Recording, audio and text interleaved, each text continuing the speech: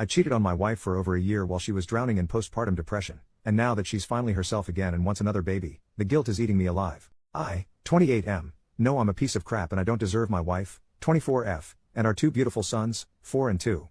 I know that by telling her this will be the end of our marriage. She will not forgive me, there will be no talking through it. She will tell me to pack my bags and leave immediately. I can't live with the guilt of not telling her, but I can't live without her.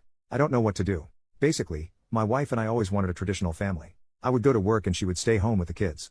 We both always wanted a large family, a house in the suburbs, a dog, the whole thing. We got married when she was 19 and I was 23. She got pregnant right away and our first son was born 9 months to the day after our wedding. He was such an easy, happy baby. We were all so happy. My wife was super passionate about cooking, arts and crafts and home decor. Our home was always spotless, despite having a baby and dog. We had a great marriage and a healthy intimate life. We were both naive enough to think that being parents was always going to be easy. We started trying for another as soon as the doctor cleared us. It took about 8 months for her to get pregnant, which stressed her out a lot because she got pregnant so easily with our first. This pregnancy was different. She had no energy. She gained a lot of weight and was unrecognizable. With our first son, she only had a small bump and you wouldn't have even known she was pregnant if you saw her from behind or if she was wearing an oversized shirt. With this pregnancy, she blew up like a balloon. Her face and feet were swollen. I sound like a jerk for saying this, but she looked like a monster. We didn't make love for the entire pregnancy. Sometimes she would try to initiate, but I always turned her down because I was repulsed by her. She had a difficult birth and our son was born with some health issues, relatively minor, thankfully, but enough to give us a scare. My wife blamed herself for our son's health issues. In the heat of the moment I told her that if she had been more active during pregnancy then our son probably would have been fine. She just kept sinking further and further into depression. She stopped brushing her hair and it started to mat. I would come home from work at 5 p.m. to find our older son still in his pajamas. The dirty dishes were piled a mile high in the sink. She stopped showering regularly and she refused to go on a jog to lose the baby weight even though I tried to encourage her by saying I'd cook dinner if she did. Our son's physical needs were being met, but emotionally she was checked out. I started fantasizing about being single and not having a wife or kids. I started going to the gym and the bar after work instead of going home to them. I met Cassidy, 19F, at the gym and we really hit it off. She was vocal about never wanting kids and when I would complain about my wife to her, she would pile on too. I was happy at the time because I wanted someone to validate me for being such a jerk, but looking back I'm so freaking disgusted. Pretty soon Cassidy and I were dating and I was having a whole separate life behind my wife's back. After a few months, my wife slowly started to return to her old self. She started taking more pride in her appearance and started cooking from scratch again instead of ordering takeout or frozen food. Our home was clean again and our younger son's health issues were improving. I fell in love with her all over again. I started to realize that Cassidy wasn't as exciting and interesting as I thought she was. She was actually quite dull and stupid and had no real opinions or interests outside of partying and TikTok. I started to suspect that she didn't actually like me either and was just flattered by the attention of a married man and I stupidly enabled it by making her feel special and better than my wife. I ended things with her a few months later and she didn't even seem to care. All in all, I was cheating on my wife for just over a year. My wife has recently started asking to try for a third baby and the guilt all just hit me at once. I feel paralyzed. I have nightmares that she finds out from someone else. I've stopped eating and sleeping. I'm starting to get aches and pains from the stress.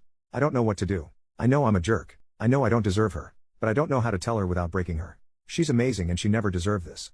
Relevant comments. Commenter, you are an absolutely abhorrent person. Your wife was so depressed her hair was matted. I want you to think about that for a few minutes.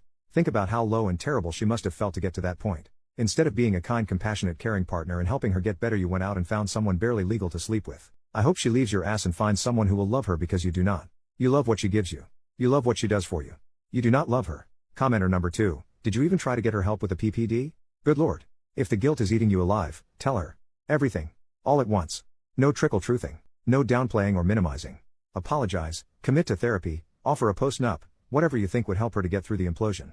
Then the ball is in her court, and it's her choice whether to kick you to the curb. Update, 3 days later, I really didn't expect the last post to blow up so much. I'm just going to post an update and then I'll probably delete this account.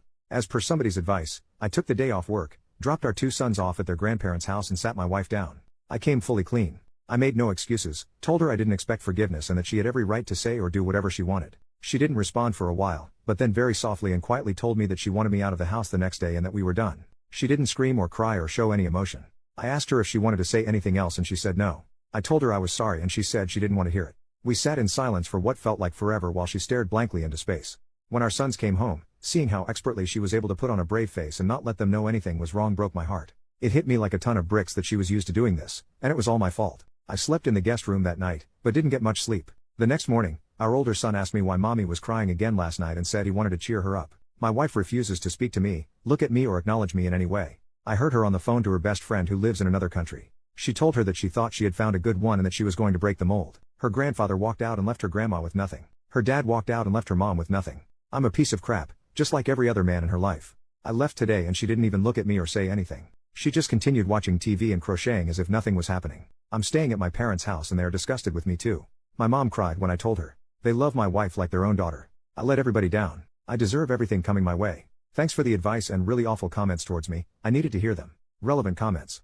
Commenter, you aren't sorry. You are reveling in being the worst person in the world. Your entire focus continues to be on yourself. Your entire post is about how her response made you feel. Nowhere do you state that you intend to make amends, a critical component of true contrition. The only remorse you seem to have is on bad this is making you feel.